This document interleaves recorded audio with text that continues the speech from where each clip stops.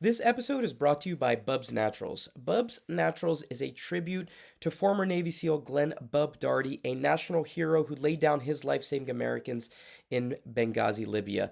Glenn was a best friend to hundreds, people of all walks of life, from ski bums to outdoor enthusiasts, hippies, SEALs, fitness fanatics, and anyone and everyone in between. Glenn's call sign in the Navy was Bub. He stood for self improvement and was always looking to help others, and that same DNA is woven in to the Bubs brand. They donate 10% of all of their profits to charity in Glenn's honor, starting with the Glenn Darty Memorial Foundation. Now, we were lucky enough to have Bubs come in as a partner at our Power Monkey Camp 19 this spring for the first time, and they were an absolute hit with all the coaches, campers, and staff.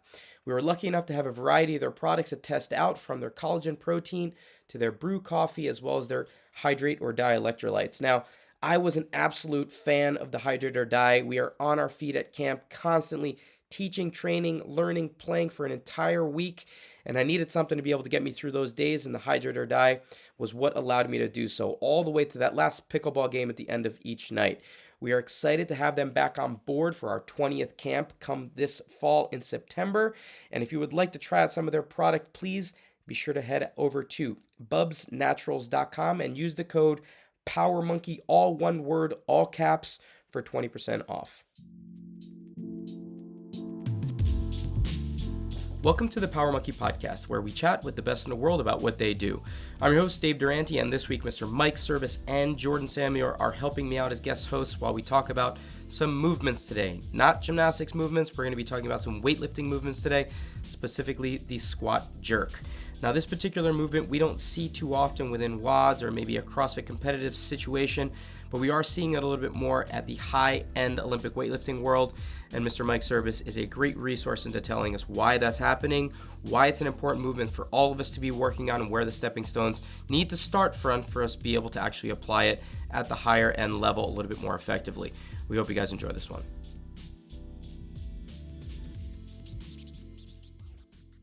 Hello, Power Monkey listeners. I apologize that your normal host, Dave Durante, is not starting us off, but don't run away. I am leading the podcast. Dave will be asking intriguing questions. And thanks to Jordan, our producer, we are doing another movement-inspired podcast that will be short, sweet, to the point, and hopefully enlightening for you. Dave, was that a good intro? Mike, you're on the job. Moving forward, I'll be removing myself from those intro duties. Well done. So yeah, listeners, I'll give you a little behind the scenes. Dave is fresh back to the Pacific Northwest. He and his Durante clan have done their transatlantic trip, many days. 3 months. 3 months. 3 months. 3 months in his motherland. Yeah, his trip was pretty close to 3 days by the time they left their apartment. Anyways, he's a champ. He doesn't know what time it is, but he still looks fresh and ready to go. And I'm pretty excited because this will be probably one of our first, at least for me. I know Chad has done some movement talks with you before, but the first time for me to lead a movement-focused, movement-only podcast, and we are going to touch on the squat jerk. I have a feeling that everybody's going to send amazing questions to our Instagram because they're going to want to hear more after we get through this. Agreed. Yeah, this is the first one that we're doing in a while, actually, on the weightlifting side. So, Mike, thanks for inspiring this one.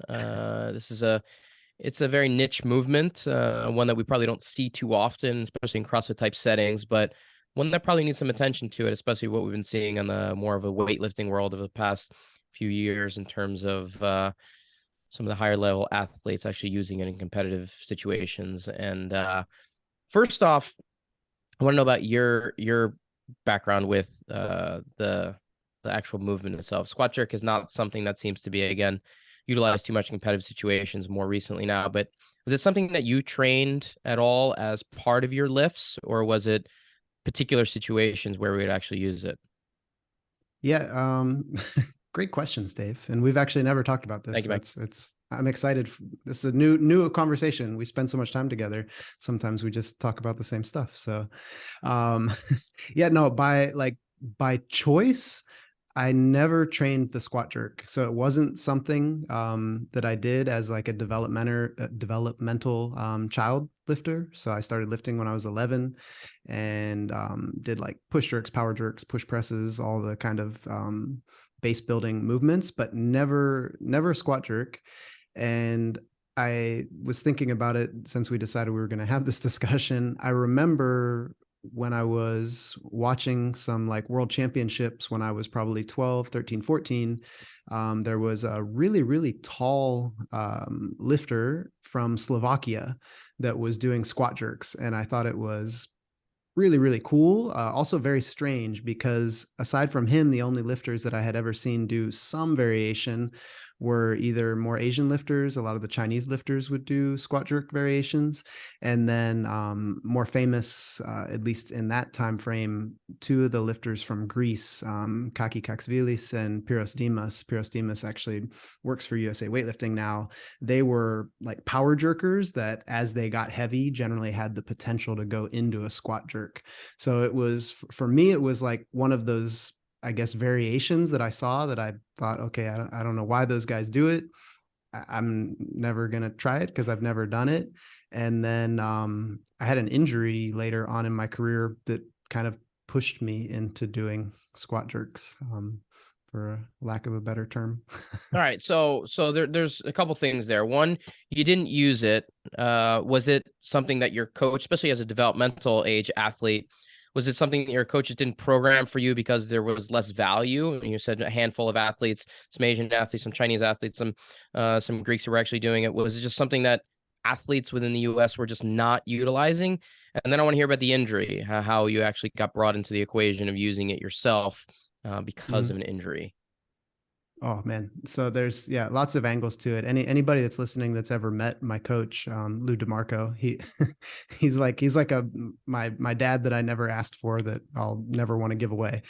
So he was awesome, but to this day he still trains snatch, clean and jerk, and squat, and he's now like 84. Yeah, maybe 85 almost now. So we always joke, like, depending on when you started training with him, whatever he did, you did. And sometimes that was really good, and sometimes it wasn't. So I kind of, when I reflect back, I'm like, you know what, maybe if I started when he was younger, we might have tried some squat jerks, but there was no way, like when he was 65 to 70, that he was going to do any squat jerks. And he was a really, really good split jerker. So he was very confident teaching that technique. So that's just something he taught me. And unfortunately for him, I struggled with the split jerk for a long time. So when I did end up kind of transferring into a different style of jerk, it was helpful across the board. And you had asked if it wasn't, I guess, so popular for American lifters.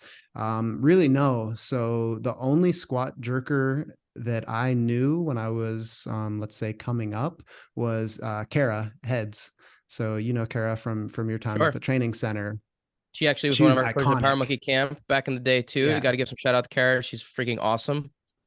Yep. And I tell her all the time when I see her that she must have planted a little seed in my head at some point, because whenever I was having to, I guess, give reasons to my coach Lou for switching jerk styles, I would use her as an example. I'm like, well, you always talked about how great Kara was, and she squat jerked, so I think you should let me try.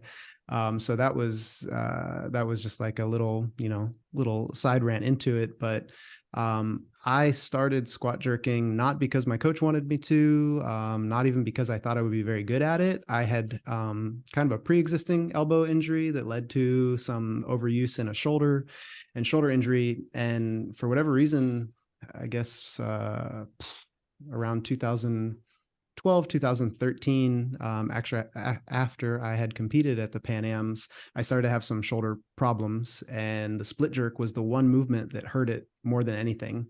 And I would say it was more my like lacking technique, probably some deficiencies. But I would lean a little bit to one side, or I'd rotate a little bit, and the shoulder just started to get worse and worse and worse. So I had a really cool physical therapist who had been a collegiate diver. and checked out my shoulder and thought that doing some closer grip overhead squats would actually be a very good movement specific prehab drill for me. And that ended up just being an exercise that got really, really fun. And I started to get a lot stronger at it. And then talking to some other competitors, one of my, I guess I would say mentors, as much as I hate to say it, Chad Vaughn. I always picked his brain about training methods and exercise selection. And I don't remember the exact conversation, but I remember sending him an email probably asking if he'd ever trained the squat jerk. And he actually said, yeah. And he thought that it was a pretty good exercise, just not so consistent. So not something that he ever wanted to do in competition, but he did feel that it was something that helped his split jerk. And that was kind of like the seal of approval for me. I was like, all right, then I'm going to train this and see what happens. That's interesting that the squat jerk felt better on your shoulder, because it seems like it'd be require much more of an open shoulder angle in order to get there. And Yep. do you think the reason why it worked for you is because you slowly progressed into it with lighter loads or something as part of this rehabbing process, and it just eventually put your shoulder into a better position? Definitely. And this is something that I talk about and teach a lot and use with people that start getting coached by me earlier on, or when Dave and I are doing workshops. I usually spend a good amount of time, not always training the squat jerk with participants, but at least talking about it and having the ones that are capable of trying. But yeah, for me, I had to start it like at an empty bar, basically. Like it hurt at the time. I can remember just doing a strict press with the barbell, or like 40-50% split jerk would just be like sheer pain through my shoulder. So little by little, like exercise bar, things like that, I was just trying to go with the advice of the physio and like do what was possible. And that sort of, I guess, self-regulated how much intensity I could put into it. And then I was more focused on position and balance and stability, as opposed to trying to get a lot of weight over my head. And then I took some of the principles that I had from squatting, add pauses, add tempo on the lower, all the things that I knew had helped me gain strength in other variations. And it was pretty fun for me to, I guess at the end of my career, have basically a new skill that was very beginner level, develop quite quick, and then see a lot of carryover into other movements as well. Now, there was something in there that you mentioned that I think is critical for listeners out there that might be interested in implementing it. You said the PT suggested closer grip, overhead squat, or jerk positioning. Why do you think that it's obviously more challenging for a lot of people to get into that position? And is it something that you have continued to use for even your split jerk situation post rehab? Was it something that you used moving forward for all of your jerking? Yeah, it was something, and I'll touch on that just like in a next segue when I get into maybe some history of the jerk. But yeah, it was right off. It was just to try to get my shoulder stronger and healthier to be able to start split jerking again. So like, kind of long story turned short was I went tempo close grip overhead squats. Then it turned into like really light push jerks into overhead squats. Those felt pretty nice. And I noticed that if I started to receive them lower, it felt better on my shoulder than trying to drive the bar really high and like violently lock out in, let's say, a quarter squat. So that turned into like progressively lower and lower push jerks that turned into light squat jerks with pauses. And then my coach was still like pushing me to get back into my split jerks because I was basically able to snatch and clean and do everything I needed to. So to start prepping for competitions, he's like, all right, let's get back into split jerks. And my split jerk technique was still not looking great on its own. But if I did a combination of a squat jerk and a split jerk, it was like magically my split jerk would look much better than it ever had. So I sort of stuck with that combo in training: squat jerk, split jerk, squat jerk, split jerk. And I think I probably did one or two competitions still with a split jerk. And then eventually in training, I was able to squat jerk basically my split jerk, or like very, very deep power jerk with consistency, the same weight.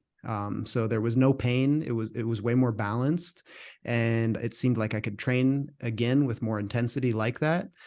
So I sort of stuck with it like the last 2 years that I was competing. And I think had I have been exposed to it earlier, I would have switched even sooner. So like for younger athletes or new athletes, I expose them to it really, really quick. That's one of the things that I like to do, is see how somebody can move with a closer grip overhead squat, maybe where their limitations are, and then start to develop that. So it's a great movement assessment. Then it turns into a great training tool.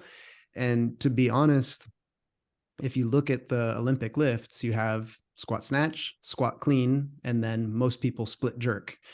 But it used to be split snatch, split clean, split jerk. And then lifters got smart and they realized, oh, the potential to lift more weight, more balanced in a squat snatch and a squat clean is higher than a split. And some of the higher level lifters in the world, if you look at some of the world record holders, there's a handful that world record clean and jerk with a squat jerk. And when you look at the barbell performing a squat jerk versus a split jerk, you don't have to drive the bar very high. So like in terms of, let's say, absolute efficiency, a squat jerk is going to be better, but it's also a higher skill. Like there's more that can go wrong for a mover in a squat jerk. So this is one area we could go. Sorry, Jordan. No, I was just going to say, I was going to actually ask the question that you just sort of touched on a little bit, was if you had any knowledge around, like, I guess, rough percentages of like how many of the world records out there are done with a squat jerk versus a split jerk. I mean, I could do a case study and look it up. It's a very small percentage. So let's say, you think that's just because it's not as common? Like people just aren't as. Yeah, it's still not as common, and it's still, I mean, you have to be able to train a lot to get good at a squat jerk. So a split jerk, there's just a lot of room for error. Like you're splitting, you can be a little bit off balance and recover.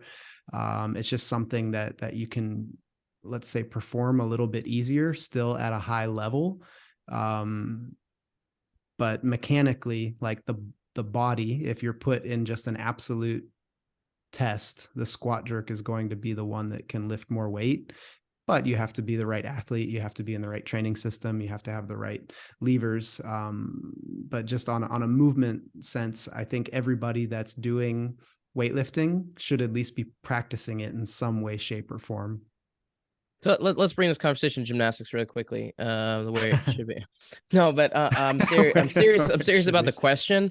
But handstands, because it seems like the limiting factor with a good squat jerk is going to be a good overhead position, like something where you said you're moving your hands closer, something that would allow for a more vertical torso, good flexion in that shoulder position to be able to get hands a little bit closer to be able to stabilize. And maybe that's a limiting factor for people to be able to actually utilize it and spend the time on a movement that you deem, and some athletes at the higher level deem to be potentially more advantageous, and a movement, that pattern that could lead to more weight.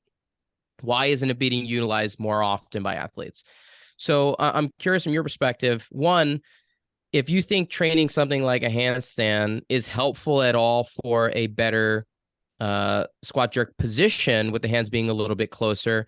And I mean, I know you do a lot of handstands now, Mike, and I'm sure it's helped with your overhead position with bar in hand. And I'm not trying to get a shout out to gymnastics, but I'm curious if you think that athletes who might want to pursue more time with squat jerk actually supplement the training with some closer grip handstand type positioning to actually help with that overhead, what might be a limiting factor. I mean, yes, definitely. So like in terms of athletes that let's say have the largest percentage of squat jerkers, like in terms of an athlete camp, the Chinese weightlifters have more squat jerkers than any other groups. There's like the Armenian lifters, there's a handful, the Ukrainians, there's a handful, but like China in general, you'll see way more. And their training mimics more of a weightlifter, hybrid gymnast, bodybuilder. So they're doing weird variations of behind the neck pull-ups and handstand push-ups and handstand holds and dumbbell pullovers and all of these things to like bulletproof their shoulders, and then they do an insane amount of core work, probably more than like the average worldwide lifter. So that's like you said, yeah, shoulder position and mobility. But from my experience, like when we go and do courses, I mean, if we've done 1,000 courses together, let's say that we've worked with that, maybe that's a little high, but let's just say out of 1,000 athletes, definitely 70% of our participants have been able to do a squat jerk in some way, shape, or form. So like actually most people have the ability. The cool thing with the barbell is it can be even a little bit easier than a handstand. You have something to actually like leverage onto, and then you can kind of passively go into the position with a squat jerk once you get the confidence to it. So exposure in terms of doing more handstands and just being comfortable in that placement, definitely. Getting a little bit more endurance and let's say like thickness in the tendons and ligaments in your elbows and your wrists are going to pay off immensely. So answer to your question, yes, training handstands would be better. It's probably something, had I have done some more gymnastics when I was younger, been exposed to things like CrossFitters are now, I probably would have picked up on it even quicker. It was very foreign to me. Now I feel much more the parallels between those two disciplines. I mean, it's interesting. You said 70% of these athletes, from your experience, more or less are able to do it. It seems, it could stand a reason that CrossFit training has allowed them to do that because of being exposed to handstands and because of being exposed to more overhead position work from the gymnastics side of things, that it's allowed them, rather than just a weightlifter that's normally used to doing just bar and hand type work. Mm-hmm. Yeah, it's fun for me when we're coaching and just, yeah, I'll just let everybody try a little bit. Like we'll end up doing our jerk session where we'll do progressions with push presses and push jerks and power jerks. And I'll kind of joke with everybody, and then I'll show them a squat jerk and say like, this is the highest level of your jerk, just like your snatch, your power clean. Like you should be able to squat snatch more than you power snatch, and you should be able to squat clean more. So you should be able to squat jerk more, in theory. And then it's just a matter of testing it out for yourself and playing with it. But so many people are certain that they would never be able to do that. And then it's oftentimes just a matter of learning how to apply the right pressure at the right point in your body at the right time, a little bit of awareness and coordination, which that part's really cool too. Somebody that's maybe struggled with the footwork in their split jerk forever, all of a sudden they can do a really deep power jerk and they're like, yeah, it feels better than a split, but everybody tells me I have to do a split jerk when I max out. I'm like, well, that's dumb. Like if you're not training something like the split, then you don't need to do it when you max out. So within the CrossFit population, I'm always happy to encourage people, like, you do push jerks in a Metcon, you do push jerks most of the time when you're, doing all your strength sessions. And then all of a sudden it's time to max out and you just, like throw your feet and you have no idea where they're supposed to go. And you just hope they split in the right spot. And to me, that's very, very silly. Like if you want to split jerk, fine, then train it. Like it's a skill. So you have to train it. But when your training is already built in within CrossFit to do like lots of push jerks and lots of overhead squats, like why not just play around with your grip and see what's possible there? I love that. So you work with athletes of all levels, you have tons of clients. Let's look at it from a perspective of a games level athlete first. Mm-hmm. For that type of athlete that's training, 6 hours a day, they put a lot of time. They are the athlete that are probably spending a lot of time on their split jerk. How much time would you have them devote to doing more of a squat jerk type of a position as opposed to probably what they're doing right now, to be able to at least see if it's something of value for them to be able to apply to a competitive setting? I mean, yeah, across like especially CrossFit Games level athletes. So however many athletes that I've been like fortunate enough to help with some of their programming and training and technique that have gone to the games, let's say there's 15 or 20 that I've helped in the last 10 years. Every single one of them has been able to squat jerk. And every single one of them, without like wanting to risk injury or something, is generally able to get to 80 or 90% of their split jerk without too much difficulty, because they're so balanced and they're so exposed to different movements. So I want a CrossFit level athlete to be able to do whatever jerk they need to do in a scenario to lift well, a squat jerk is probably not going to be great for most CrossFit athletes in a CrossFit competition at a max weight because their legs are going to be dead from whatever else they've done. So whether they're just able to do a really good power jerk and stay above parallel to kind of save on that extra fatigue within the core and within the legs, or do a split jerk, then yeah, absolutely they need to do it.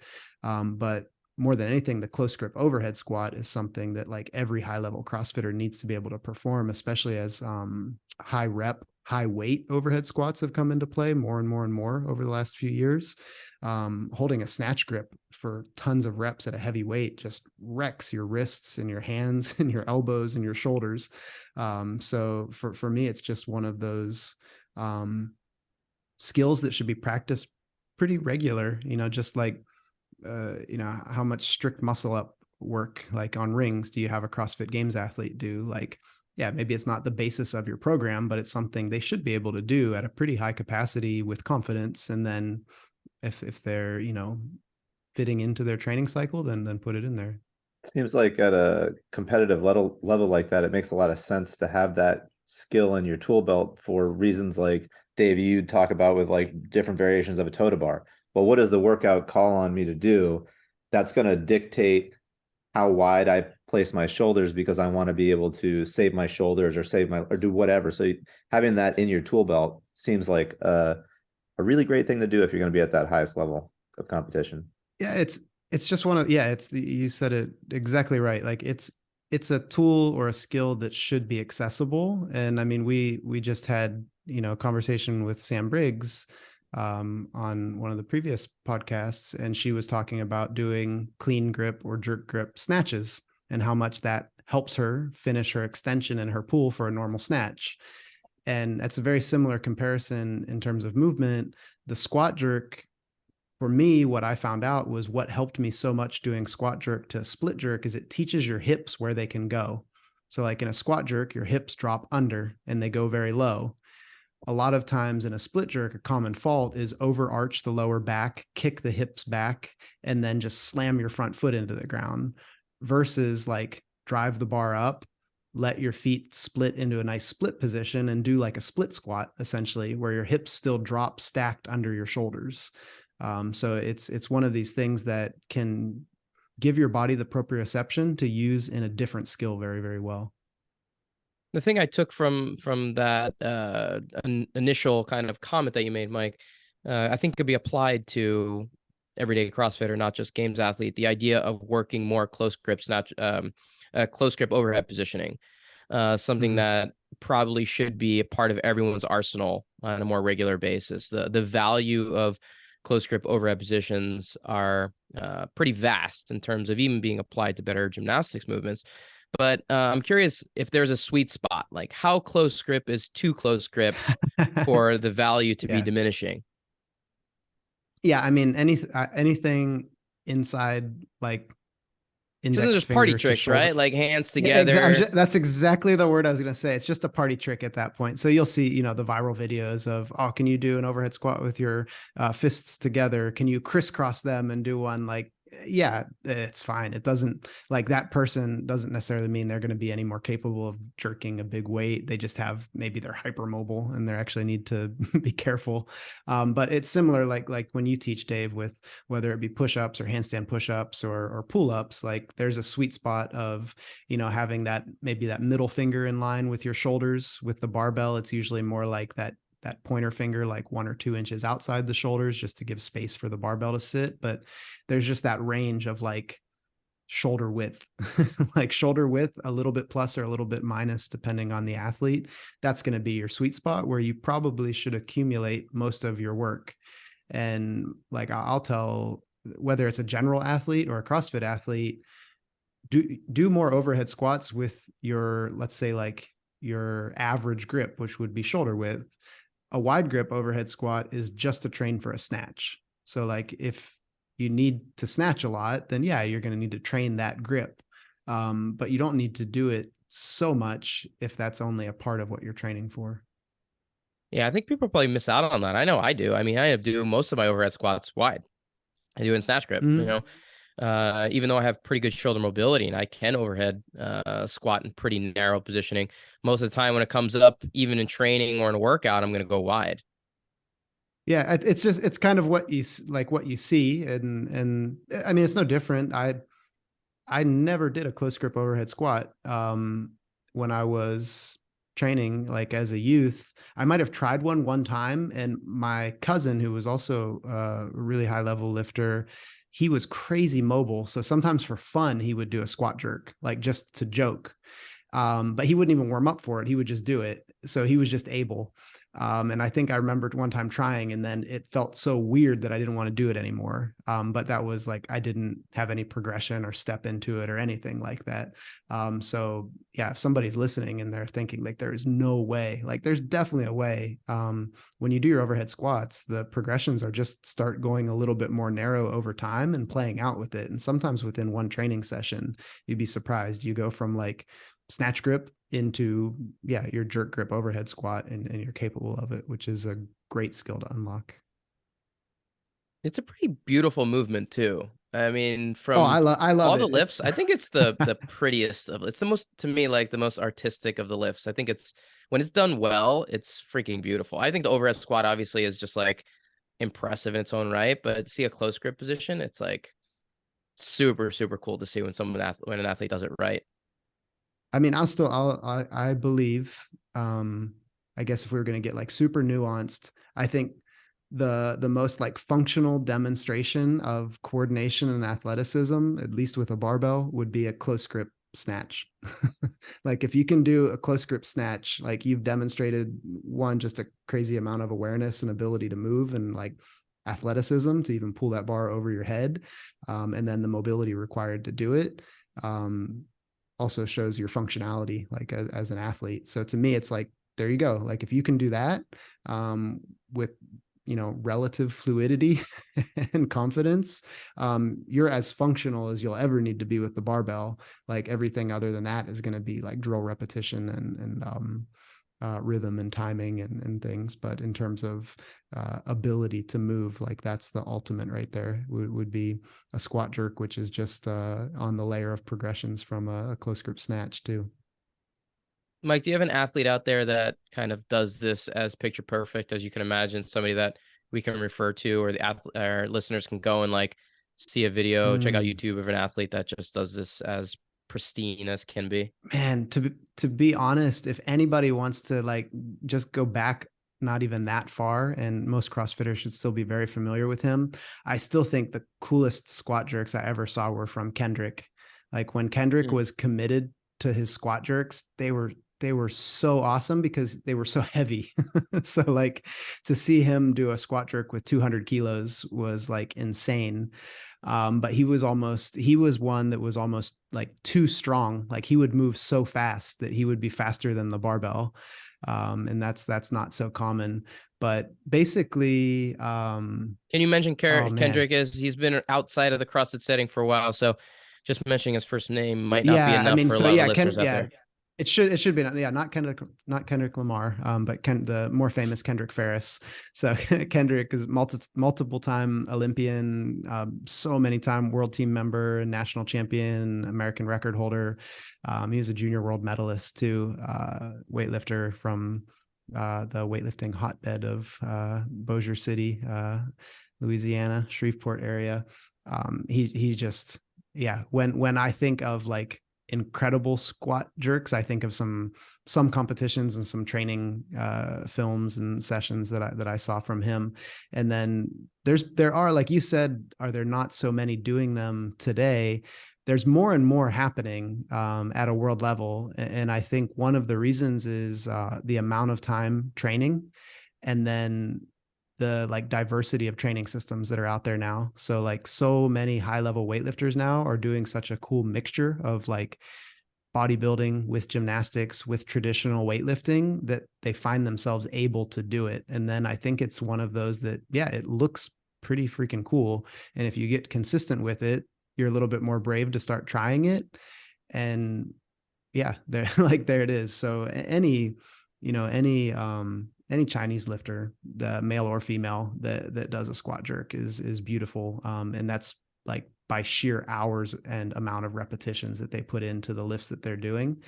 And then there's some younger lifters that I've seen that I don't even know their names at this point. I've just seen, on Instagram or YouTube coming up that do squat jerks that look really, really nice. And then a lot of squat jerks that people probably will never see that are happening in training that athletes do, just to get that extra range of motion and stability training. Give me an athlete on the CrossFit game side of things, one female and one male athlete that if they spent some time on it, would be able to really pull it off well. Oh, well, I mean, Noah knows that already. Noah Olson would just be a sick squat jerker because of his athleticism and his mobility. So yeah, definitely. I'm pretty sure I've told him that in the past. Hopefully he listens to this one, or I'll send him a message. And then honestly, I think a couple camps ago, I'm pretty sure I asked Fee Sagafi to try some, and we were having some back and forth about some of her lifting and different things. And there was Sophie again, like she just moves awesome. So I haven't gotten to see her jerk so much, but I remember having a conversation with her. And then we've had somebody else at camp that was a female games athlete that was really struggling with their split jerk, and now I'm totally blanking who it was.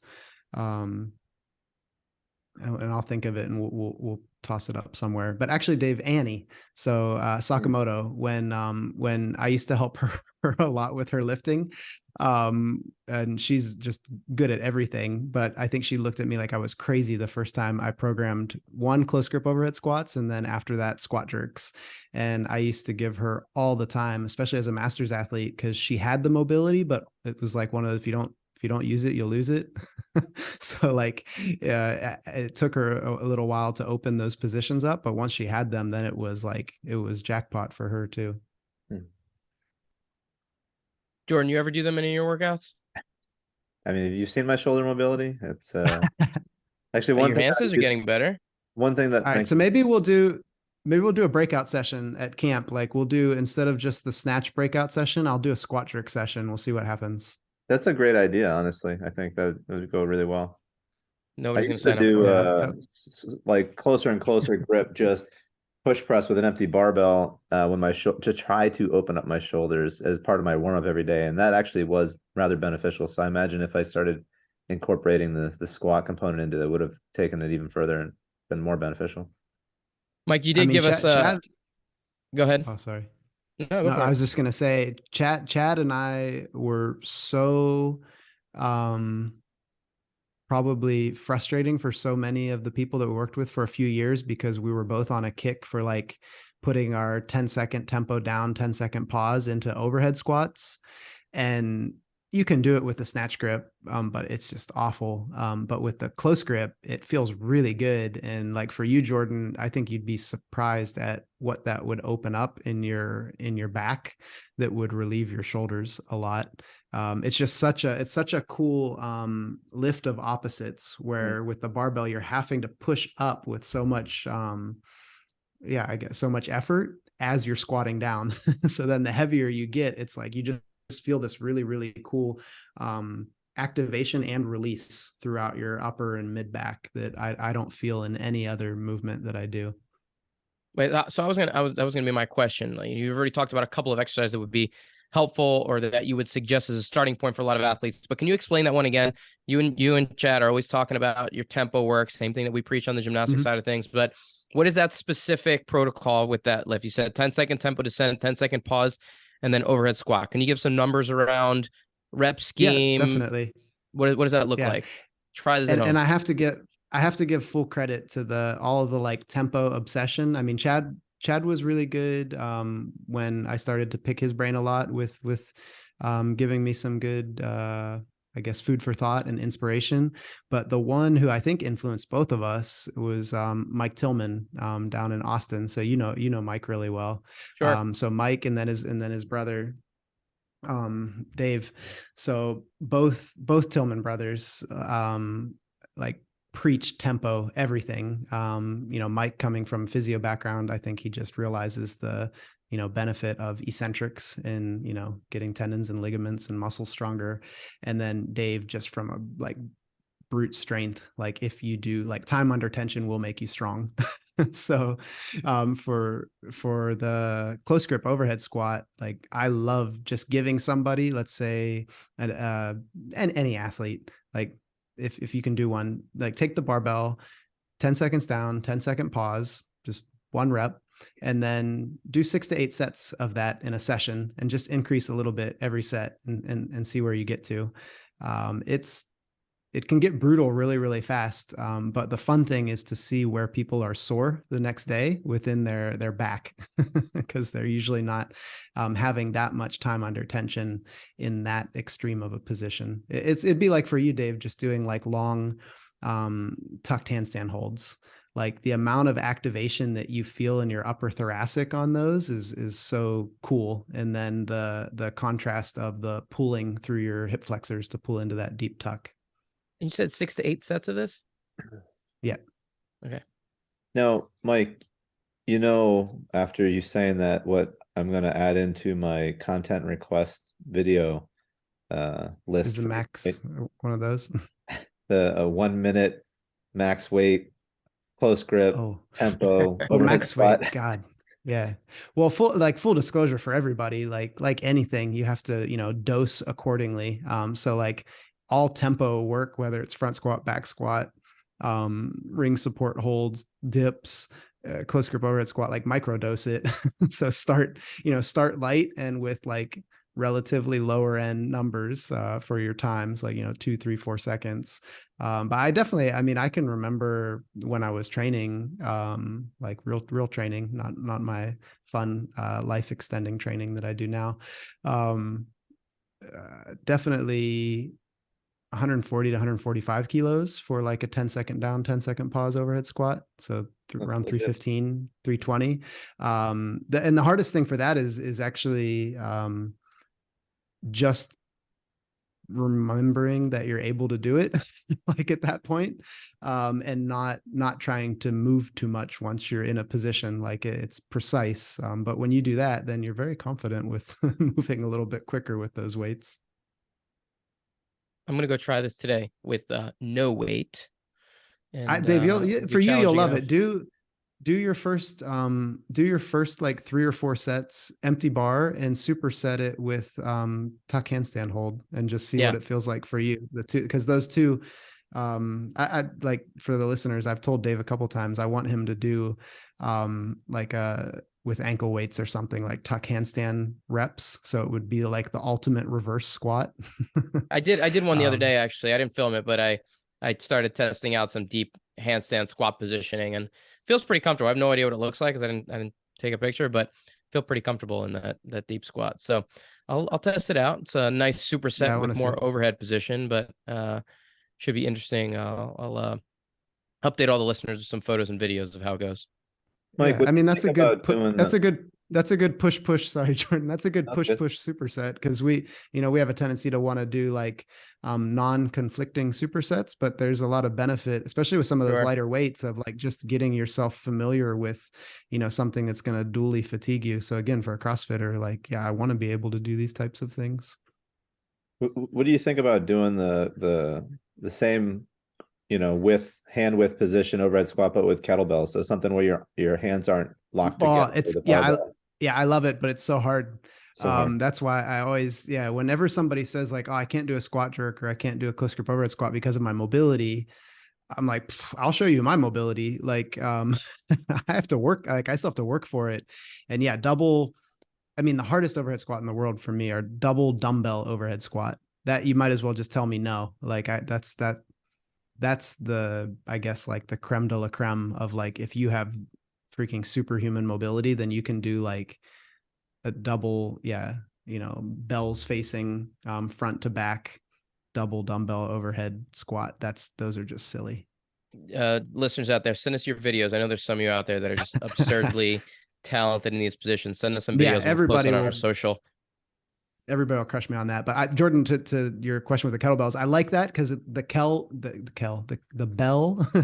the bell of the kettlebell behind your wrist helps you stay into position a little bit better. So I can do those with relatively more ease than just a dumbbell. Dumbbell is like, if somebody's wanting another like party trick or to show off, then grab 2 of those. And if it's easy for you, it's not easy for everybody else. So have some humility with your amazing mobility and feat of strength. Mike, thank you. Do you have anything else you want to add to the equation when it comes to this incredible position? No, I mean, yeah, we could just bore people to death and go through every angle of it. But it's fun to talk about these things. And I would say, everybody out there that's listening, if you enjoy these, please do like send us some emails to info@powermonkeyfitness.com or go into our DM us at our Power Monkey Fitness Instagram. We like to hear some feedback. If you guys enjoy these, there's a lot of skills and a lot of positions and a lot of things that Dave and I can go into many rabbit holes about, that also come up with some cool stories from our past too, I think. So if you enjoy it, let us know what you'd like to hear about. And otherwise, I think that's probably enough squat jerk talk for one podcast episode. Part 1, at least. Part 1. We'll be back with listener questions for part 2. But Mike already mentioned it. Everybody out there, go to powermonkeyfitness.com for services and upcoming events. I do want to mention our upcoming 20th Power Monkey Camp in the fall, September 24th to the 30th, our 10-year anniversary. It's actually sold out. We've never been sold out this far ahead, so we're very excited about having this one sold out already 5 months out. But we do have a wait list. So if you are interested, there's a wait list that is actually almost already filled as well. A lot of interest for the fall and moving into the dates for 2020 for Camp 21 in 2024. We'll be doing that one. You can see that on the Power Monkey Camp website if you're interested in coming to hang out with us. A lot of fun stuff we got coming in the in-person event side, as well as what we got going on in the Power Monkey training app. So please also check out our Instagram pages, as Mike mentioned, at Power Monkey Fitness, myself at Dave Durante, Mike Service, and also Jordan at Jordan Samuel Photo. On behalf of Power Monkey Fitness, we're your hosts. I'm Dave Durante with Jordan Samuel, and of course with Mike Service. Thank you all for listening.